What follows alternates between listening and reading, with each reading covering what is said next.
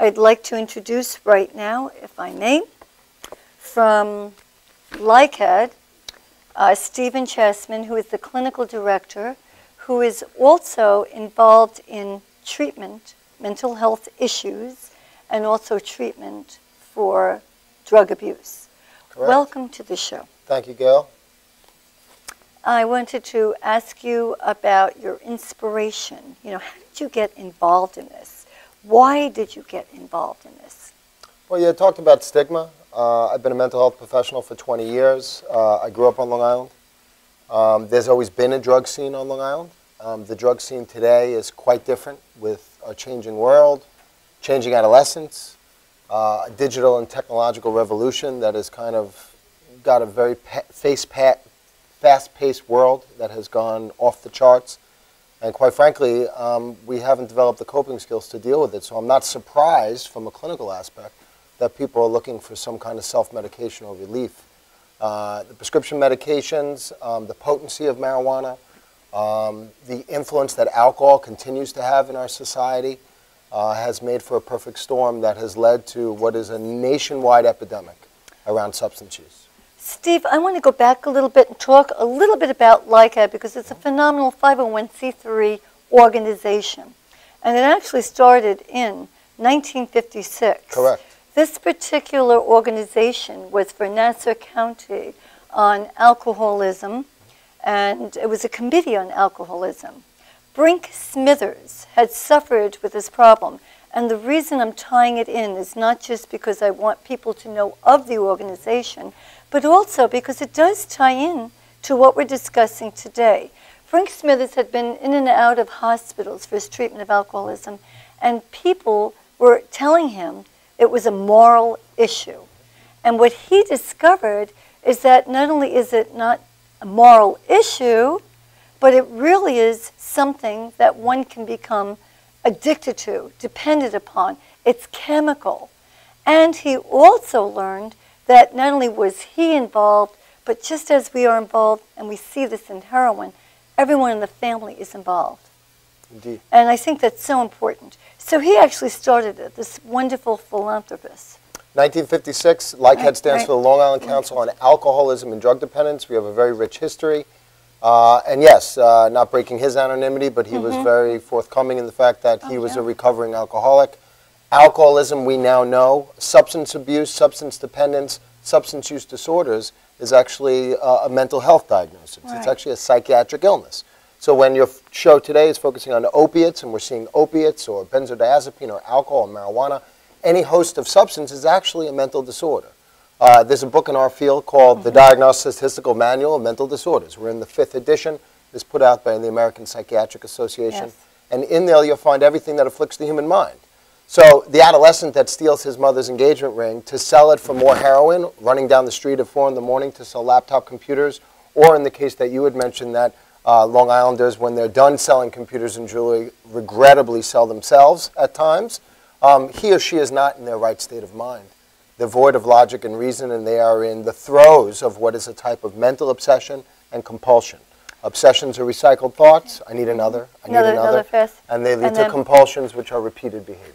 Also very interesting, when you were speaking, I couldn't help but wonder, so it's not just treating one aspect of it, but there could be a number of conditions. So when you treat the patient as such, you have to first do an assessment on this particular person. Now, what if somebody doesn't want to go in and get treatment? Can you still treat somebody? You know how they always say, when you're going to be treated or anything, you have to want to. You have to have the desire. Is that the case here or not? Well, I think there's different cases. You should know that LICADD is one of many, but we're the only not-for-profit that does family interventions. We've been doing family interventions successfully for 50 years on this island. Family interventions are for individuals who are not ready for treatment. In fact, they are resistant to treatment because of denial. Denial is a defense mechanism that is very real, that people do not accept their problem. Adolescents, because of the whole I can try anything and nothing's gonna happen to me, it's not uncommon to see adolescents in the throes of denial and rationalization and not seeing drugs as a problem, but a solution. We ask in the field, and you talk about assessments, and we certainly encourage parents if you think your son or your daughter or your family member, and this happens to adults too, may be experiencing a whole host of difficulties because of their substance use, please get them for an assessment. We're assessing what kind of impact their substance use is having on life areas, their relationships, their job, their school, the whole their picture. physical and mental health, their family dynamic. So to parents, and I want to commend Linda for coming out and sharing her experience, strength, and hope, which was a tragedy turned into something positive. But parents know their children best of all. And when your child doesn't look right, where there's smoke, there's fire. And from diabetes to cancer to substance use, early intervention is key. Let's get some numbers out there. Nassau County. If you don't have it, I have it. That's okay. 370, and you're going to hear from Senator Boyle, but 370 fatal drug overdoses. No, but I'm asking for phone numbers. We want to get phone numbers out there. LICADD is open 24 hours a day, not the offices, but you can reach an on-call clinician. As a clinical director, I'm one of many clinicians. May I give the number? Absolutely, Nassau County, 516-747-2606. Suffolk County, 631-281-9583. There is a sliding scale. Otherwise, some of the services are free. They need your money to contribute to this. I know you recently had a fundraiser. In fact, it was a ball with $250,000 that was raised. Anything else coming up?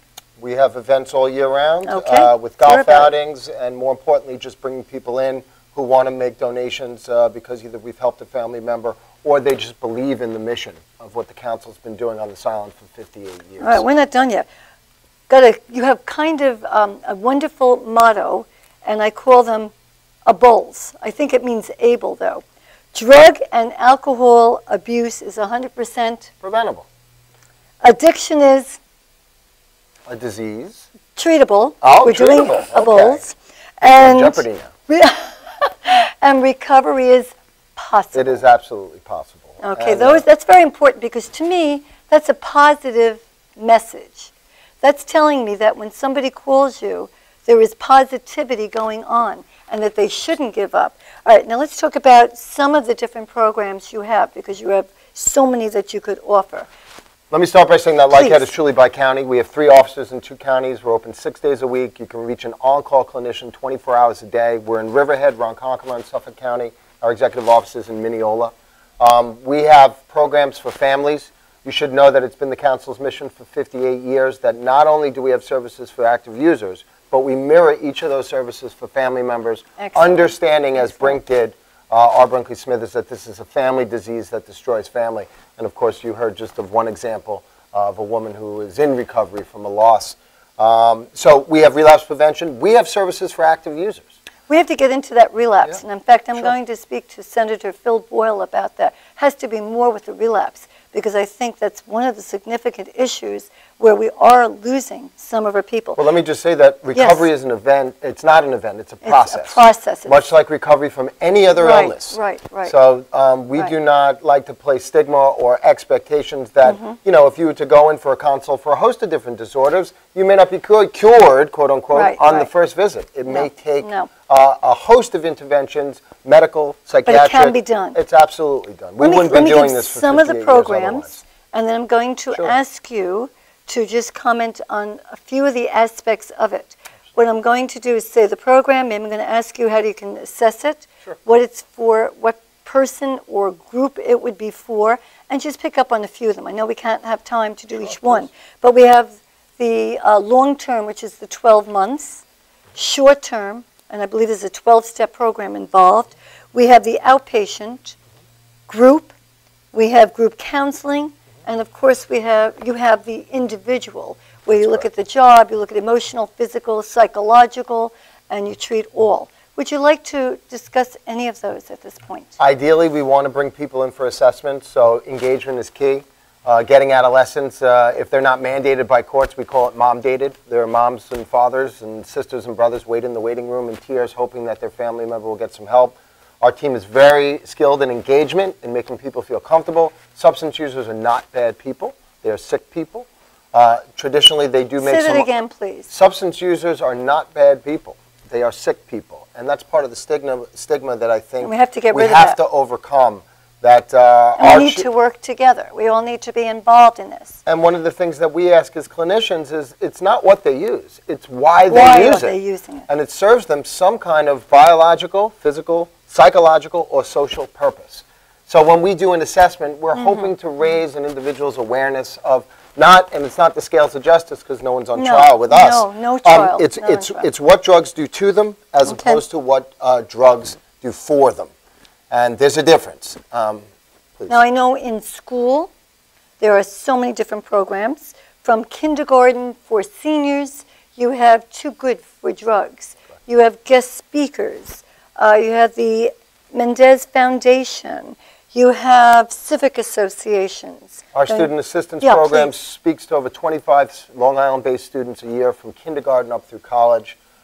68 different school districts, literally from Montauk to Elmont. We have a student assistance program. We have educators that are doing education and prevention all out on the island on any given day, in any given week, in any given school district. And it's really important to recognize that there are many different school districts on Long Island. Every person is vulnerable. And when you said substance use is preventable, we have to teach how to prevent it. Yes, and we're going to talk about the prevention. While I have a minute, I just want to thank Senator Boyle for coming out and his task force, Senator Flanagan, and all the Long Island senators that have really worked really hard to pass legislation. I appreciate you saying that because they've done a tremendous amount. They have represented Long Island as well. And we're going to keep thanking them. Now I believe it is, Start to Stop, which reaches the 16 to 24-year-olds. I believe you also have the Buddy program. Yeah. What does that mean that you have 50 people to help that one person? Just very quickly, because we are running out of time. Start to Stop is for active users. We have them come in and discuss openly, non-judgmentally, what drugs they think do for them. And we tend to highlight, if they're here at LICADD, then drugs are actually taking a toll on their life.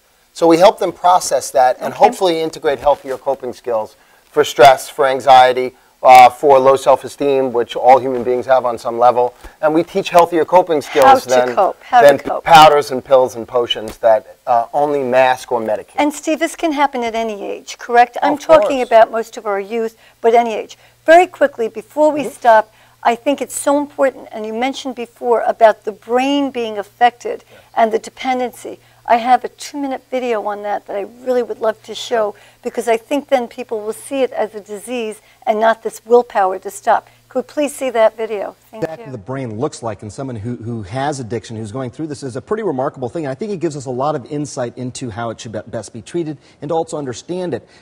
That's what I'm trying to do here. And I want to explain a couple of things quickly. First of all, this idea that someone has some sort of anticipation of taking a substance, that's sort of the first step. But then there are 2 important steps after that in the brain. And stick with me here. So imagine, for example, as you take a look at this animation I'm about to show you, that someone takes a drug of some sort. What happens there, and this is the middle of the brain, is that there is a sense of euphoria. That's dopamine there, those small little particles. That makes you feel good. Is it any kind of drug? I mean, we're talking everything from cocaine to Xanax. Yeah.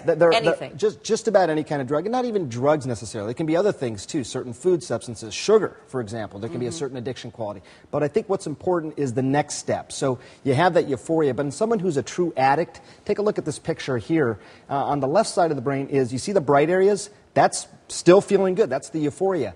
But on the right side is someone who has an addiction now, not as much of that bright spot, and that is relevant. Why? Because they need more and more of the substance to try and get that euphoria back. Think about that for a second. You take the substance, you feel good, but in an addict, that good feeling doesn't last. So what do? You take more than ever before. And that's sort of the basic, sort of simplistic, but basic form of addiction. Are those changes permanent? Well, they last a long time. And exactly how long is a little bit of a subject of controversy. But people say you can eventually get to the point where your brain does feel natural pleasure again, but that can take some time. What doesn't go away is this idea of the memory of the addiction. So say you're a cigarette smoker, quit for 10 years.